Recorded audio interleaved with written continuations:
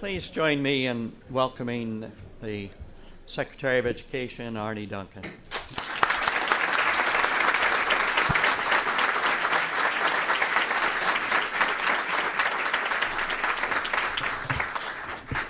Thank you so much. Thrilled to be back with all of you, do some remarks, then Martha and the team and I will answer any questions you have. So look forward to a great conversation.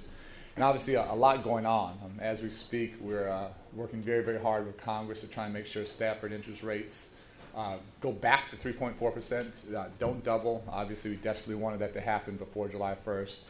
It didn't. Have a series of meetings on the Hill today, and Congress can still do the right thing. And again, the goal here is to do the right thing, but we know how expensive college is today for so many young people. We need to start finding ways to reduce those costs. I'm going to talk a lot about that. To see costs actually double on these interest rates, to me, just makes no sense whatsoever.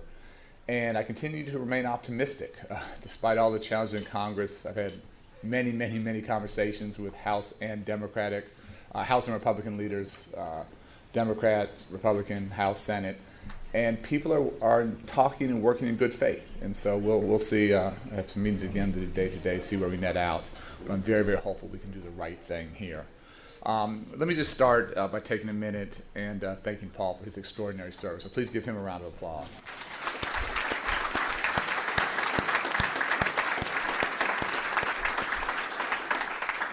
I know this may seem a little bit like a farewell tour, and hopefully had a good time last night. But as all of you know, Paul has been an absolutely tireless and thoughtful advocate for higher education for more than 3 decades. And his work to increase access and attainment during the last 13 years as president of SHEEO has benefited not just college students and institutions, but our nation as a whole. I can't thank him enough for that and for his insistence that higher education leaders be actively engaged in setting high expectations in the development of the new state Common Core standards for college and career readiness. And your fantastic incoming new president, George Pernsteiner, has some big shoes to fill. We know that. But I have every faith, great faith, that he will keep SHEEO at the forefront of higher education leadership. And Paul, again, thank you so much. Wish you all the best, and thanks for being a great partner to me and my team. Everyone at this conference has thought long and hard about the future of higher education. I know that we can all agree that the future of higher education is critically important to our nation's future. But I'd also like to make the case to you today that higher education is approaching a real crossroads, where leaders will be asked to choose between incremental and transformational change. And at the heart of this choice is a real paradox. In many ways, America's system of higher education is absolutely still the envy of the world, the best in the world. We have some of the top-ranked research universities and liberal arts colleges on the planet, and our networks of state universities and community colleges provide unparalleled access to post-secondary education for students of all socioeconomic backgrounds. And yet, for all its real, historic, and current successes, our system of higher education must get dramatically better. In the era of the knowledge-based global economy, America has to rapidly accelerate college attainment to prosper and to maintain the global competitiveness of our individual states and the nation as a whole. And this is certainly no time for us to rest on our laurels. As all of you know, in the space of just one generation, the U.S. has gone from leading the world in college attainment to actually being ranked 12th in college attainment for young adults among the 36 OECD and G20 partner countries. The hard truth is that high-performing nations are out-educating us today, and in a knowledge-based economy, they will soon be out-competing us as well. Even in 2011, at a time of unemployment that was too high, U.S. manufacturers were reporting that they could not fill as many as 600,000 high-wage, high-skilled jobs because workers lacked the skills needed to perform them. And researchers project that by 2018, America will have had at least 3 million jobs go unfilled due to workers lacking the post-secondary degrees needed for the job. What has changed here? In the information age, higher education is no longer a luxury or a privilege reserved for the few or for the elite. It's a necessity that every family must be able to afford. As President Obama says, in the United States, no one should go broke because they choose to go to college. Polls show that 3 out of 4 Americans believe, and I quote, that to get ahead in life these days, it is necessary to get a college education. But at the same time, 3 in 4 Americans also believe that college is too expensive for most people to afford. That fundamental gap between aspirations and perceived opportunity is one that we must collectively find a way to close. Everywhere I speak across the country, I find both a strong sense of urgency about the importance of getting a college education and a great deal of anxiety about whether middle-class families are getting priced out of college. To boil these concerns down to their core elements, our higher education system faces 3 great challenges. They are, first, the price of college education being too high. Second, college completion rates aren't high enough. They're too low. And third, there's too little accountability in higher education for improving both attainment and achievement. And I believe that higher education is at a crossroads because our current model of student and institutional aid is ultimately unsustainable. It is incapable of meeting the bipartisan goal that President Obama articulated 4 years ago, that America will once again lead the world in college graduation rates by the year 2020.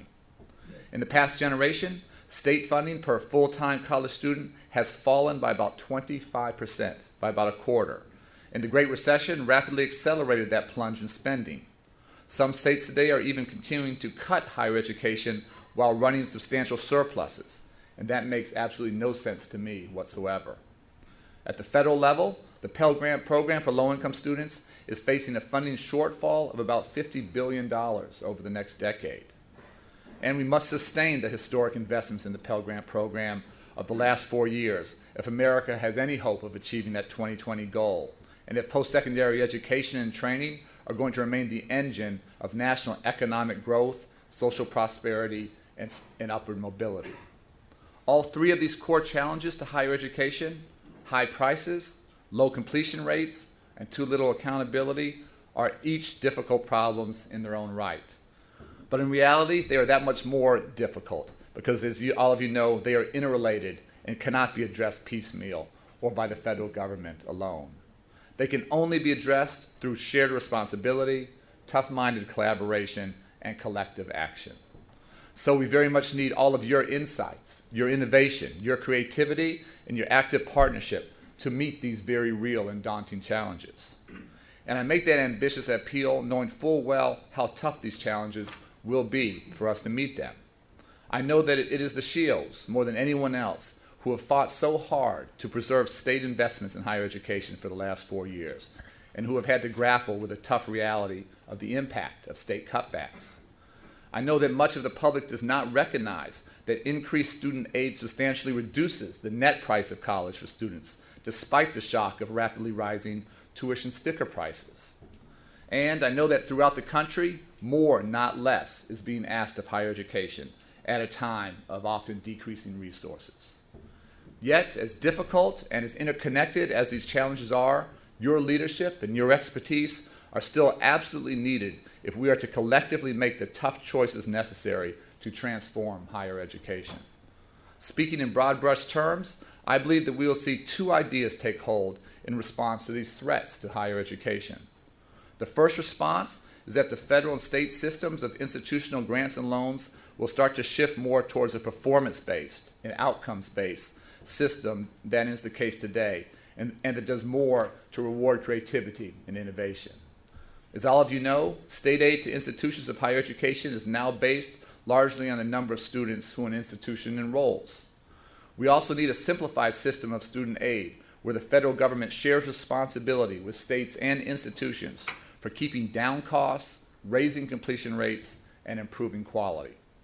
Student aid must be simplified so students and families can better understand and optimize grants and loans and tax opportunities at colleges and universities to find the best value for their time, effort, energy, and money. The federal government currently provides more than $175 billion a year to post-secondary institutions and students through grants, loans, and direct school support. But together, we must do a better job of defining and linking aid to satisfactory academic progress, meaningful institutional performance, and student learning outcomes. We absolutely must continue to invest in higher education, but we also have an obligation to use scarce taxpayer dollars as wisely as possible. This shift in the direction of performance-based funding is already underway. As all of you know, President Obama has proposed a $1 billion Race to the Top program for college affordability and completion in this year's budget. It's an ambitious program. It would award competitive grants to states that commit not only to restoring baseline funding for higher education, but also to reforms and innovations to increase productivity, transparency, on-time completion, and also constrain tuition growth. President Obama has also proposed a $260 million First in the World initiative for institutions and consortia to fund innovative models to accelerate college completion and scale up and disseminate proven practices that increase productivity. The First in the World Fund would reward progress and innovation in 3 key areas. First, increase access for low-income, minority, and first-generation college goers. Second, new quality assurance systems that identify and validate competencies, assessments, and curricula in high-need fields. And finally, pay-for-success programs tied to the new validation systems that reward providers for successfully preparing students for free 2-year degrees. The administration has already taken a series of far-ranging steps to promote basic transparency around college costs and provide borrowers struggling with student debt a safety net in the form of earnings-based repayment plans. And I'm also trying to remain hopeful that in the very near future, Congress will fix the student loan interest rate that should have been fixed by July 1st. Further evidence of the policy shift is already underway in many states, including Indiana, Tennessee, Oregon, and Missouri. They're all moving in a bipartisan fashion to incorporate elements of performance-based funding into higher education. Now, if the first response to the challenges of cost, completion, and accountability is likely to be more performance-based funding and new incentives for innovation, a second response is likely to be a leveraging of educational technology to increase student learning as well as institutional performance and productivity. We all still have a lot to learn and to try and perfect about online learning, MOOCs, simulations and gaming, and other uses of educational technology. But there's no question that a digital revolution is already underway in higher ed, and its vast potential has only begun to be tapped. Through the smart use of technology, higher education now has an extraordinary opportunity to personalize learning, expand access, and to increase productivity. Blended learning creates opportunities to empower educators and students in ways that were simply unimaginable just a couple of years ago. Of course, there are skeptics who doubt that higher education can simultaneously boost completion rates, improve accountability for outcomes, and at the same time constrain costs. The skeptics point to the so-called iron triangle of higher education. And it's absolutely true that these 3 sides of the iron triangle, quality, access, and costs, sometimes seem like mutually conflicting choices. Elevating quality can raise costs. Expanding access can also raise costs because additional services and assistance to less prepared students may well be necessary. And reducing costs has the potential to impact both quality and access. Yet, I don't believe this juggling act in higher education is somehow mission impossible. Productivity and accountability are reform tools that can help post-secondary institutions break out of that iron triangle trap. With higher productivity and better accountability, institutions of higher education can boost both quality and access and constrain costs and do that all at the same time. Now, despite these very real and tough challenges, I'm actually optimistic that states and institutions of higher education are beginning to move beyond the trap of the iron triangle. In the Obama administration's first term, our nation benefited from significant progress made in higher ed. It's true that we need to get better, faster than ever before, and we're not there yet as a nation. But attainment, access, and achievement are on the upswing, are going in the right direction, and states and institutions are taking steps to boost completion, even while they constrain costs. In the time I have left, I want to briefly spell out some of the reasons why I'm actually so hopeful. First, after years of relative stagnation, our college attainment rate among young adults increased in the last 4 years, and our comparative standing among high-performing countries has edged upward. In 2008, 42% of young adults in the U.S. had an associate's or bachelor's degree. By 2012, that number had increased to 44%. And by 2011, our institutions of higher education had awarded about 460,000 more associate and higher ed degrees than in 2008. College access has expanded too, especially for Hispanic students. More than 500,000 additional Hispanic students, about 550,000 in all, are now enrolled in college today than were enrolled in 2008. In the administration's first term, the Pell Grant Scholarship Program grew by more than 50%, with the number of Pell Grant recipients going from about 6.2 million in 2008 to more than 9 million 3 years later. And obviously, many of those Pell Grant recipients are first-generation college goers. And the President's 2014 budget provides sufficient resources to fully fund the estimated $5,785, the maximum Pell Grant award in the 2014-15 year. That would be an increase of more than $1,000 in Pell since 2008. All told, federal support for increased college access has expanded more in the last 4 years than in any given period following since the passage of the GI Bill. And I'm optimistic about the prospect for change as well, because states are beginning to move away from a pure enrollment-based model to fund their public institutions of higher ed, which now educate about 75% of our nation's total undergraduate and graduate students. The traditional funding model provides incentives for enrollment growth. The more students you have, the more money you get. But it doesn't support excellence and do enough to focus on completion. It doesn't encourage people to persist in college, to earn their degrees, and it also doesn't enhance productivity. It's driven by inputs, not important outcomes, like what students have actually learned, what they know, and what they can do. The truth is that our funding systems for higher education provide few long-term incentives to constrain college costs and to reduce student debt. In tight times, states have little incentive to insist on efficiency because they allow public colleges and universities to charge higher tuition and fees to make up for the reductions in state funding.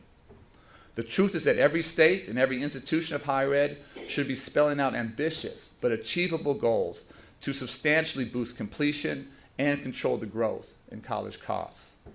Thankfully, more states are now altering their enrollment growth funding models to include performance-based elements for completion and for cost containment. Nationwide, more than half of states have now set goals for educational attainment for their adult population. And a number of state strategic plans include language about containing costs. These are basic but important steps that all states should be taking, and states can obviously be working together and learning from each other. In Oregon, for example, the state's landmark 40-40 law has established the goal that by 2025, all the adults in Oregon will have the equivalent of a high school diploma or better. The legislation's goals are that 40% of adults will have an associate's degree or a meaningful post-secondary certificate, and 40% will hold a bachelor's or advanced degree. As George Pernsteiner, your fantastic incoming president and former chancellor of the OSU system, can tell you, the law is driving concrete and far-ranging changes in the state system. Under the 40-40-20 plan, OSU institutions now have new achievement compacts which specify outcome completion measures like degrees in different categories, quality measures like the workforce success of their graduates, and access measures like the participation of dual credit and transfer students. And just last week, the state legislature there called for a feasibility study and a potential pilot of an intriguing plan to allow students to attend state colleges for free up front without paying tuition or taking out traditional loans. Instead, students would commit to paying a percentage of their future income back to the state based on what they earn to help pay for their degree. It's a fascinating idea, and countries like Australia and New Zealand can teach us a lot as they are well ahead of us in these areas. And I look forward with real interest and anticipation to learning more about the plan's feasibility, possible implementation, and other states' interests in pursuing that kind of concept. However, Oregon is far from alone in pushing for transformational change. From 2009 to 2011, Montana had a 7 percentage point rise in graduation rates at the state's public 2-year colleges and a 2 percentage point increase in their public 4-year colleges. So state policy and what all of you do, what SHEEOs do, matters tremendously. Montana froze tuition at almost every institution for the past 6 years. And with the support from the legislature, the MUS system dramatically expanded the availability of distance learning. More than 10,000 students in Montana are now enrolled in at least one distance learning course, and Montana universities and colleges now offer more than 90 online degrees. In Maryland, the University of Maryland's Efficiency and Effectiveness Initiative is another great example of successfully breaking out of that iron triangle. Since its launch in 2004, Maryland's initiative has saved more than $250 million, yet held in-state tuition flat from 2006 to 2009. At the same time that baseline operating costs were cut 3%, the University of Maryland system is educating 6% more students. And just as impressive, four-year graduation rates are at a historic high, as are community college transfer rates. Maryland is also using technology to bring down the cost of some intro-level classes and increase pass rates at the same time. Other states like Georgia are making great headway in increasing access and college completion for underserved students. Since 2002, the university system of Georgia's African American Male Initiative has boosted black male enrollment by more than 80%. And it's not just enrollment that's gone up. During that same time period, the six-year graduation rate has risen 11 percentage points from about 29% to 40%. And perhaps most gratifying, the number of bachelor's degrees conferred annually for black males has jumped almost 60%, from about 1,300 who earned their BA in 2003 to more than 2,000 who did so in 2011. Obviously, there's still a long way to go, but that is real and meaningful, significant progress. Even during the Great Recession, the USG system dramatically increased enrollment by almost a third, enrolling an additional 7,600 black males from 2008 to 2011. And there's so many other examples of state higher education leaders thinking outside the box today, from Indiana's 21st Century Scholars Program to Louisville's countywide 55,000 degrees program. Yet the two ingredients these innovative programs share are public-private partnerships that cross traditional silos and leaders who seek to transform and elevate higher education rather than just tinkering at the margins of the existing system. And last but not least, the proliferation of online learning in various forms is obviously one more sign of a looming turning point in higher education.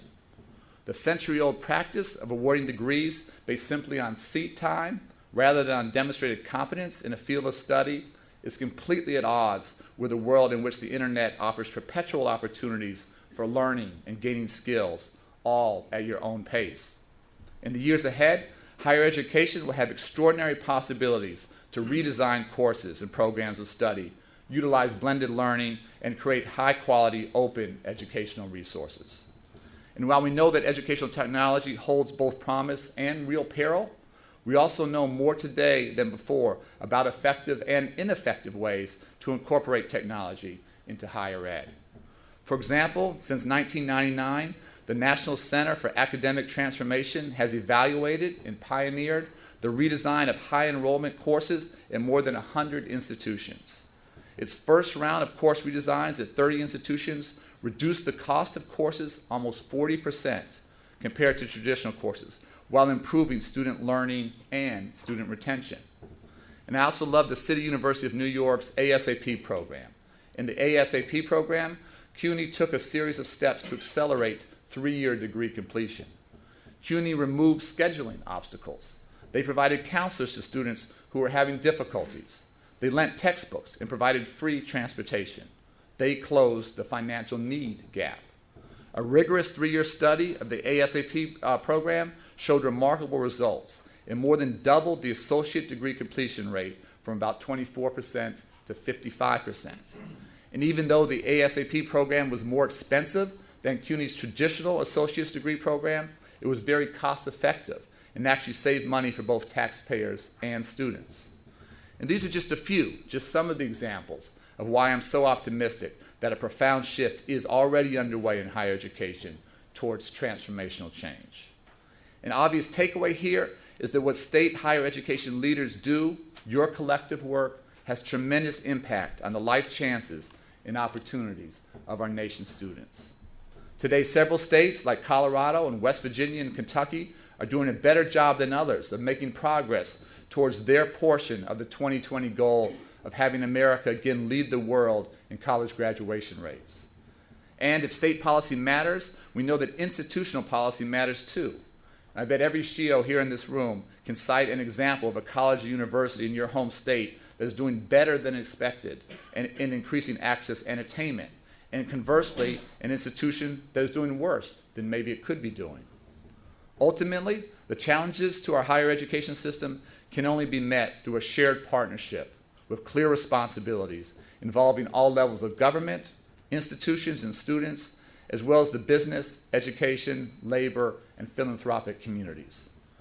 It's time to stop the pass the buck and the blame game, where college leaders blame high schools for sending them ill-prepared students, where high school principals blame elementary schools, elementaries blame the preschool programs, and preschool teachers blame the children's parents. At every stage, from cradle through to career, all of our students are always all of ours, not someone else's. Collectively, we must own both the challenges and the solutions. There can be no more cracks for our young people to fall through. I'm not asking for some kind of kumbaya moment where everyone joins hands together and sings. Instead, what I am talking about is tough-minded partnerships that can drive transformational change and truly deliver a first-in-the-world system of higher education opportunities for all of America's young people. And all of this must happen without letting efforts to trim costs and improve efficiency become excuses for reducing quality.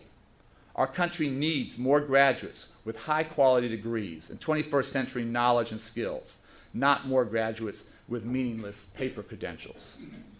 Clearly, there are no simple solutions here, and there are no silver bullets.